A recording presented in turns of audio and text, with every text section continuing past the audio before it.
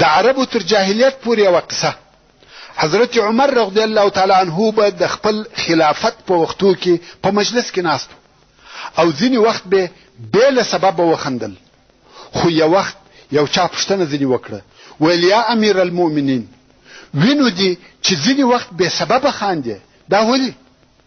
سیدنا حضرت عمر رضی الله تعالی عنه ویل د جاهلیت په وختو کې عادت داو، کوم وخت چې به څوک د مکې مکرمې څخه د باندې وتی نو به د مکې مکرمې څخه یوه ډبره ورسره واخیسته او په سفر کې به د هغې عبادت کاوه.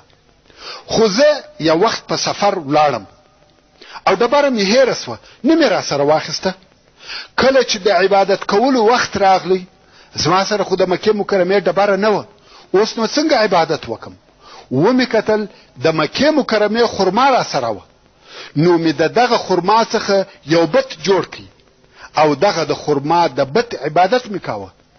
کم وخت چې هغه نوره خرما راسره خلاصه سوه او د خوړلو دپاره شی نسو راته پاته، وږی سوم، نو مې دغه خپل معبود او د خرما څخه جوړ سوی اله وخوړی او پر دغه خپل پخوانی جاهلیت او ناپوهۍ خندا راسي چې دا څنګه الهه او دا څنګه دین و.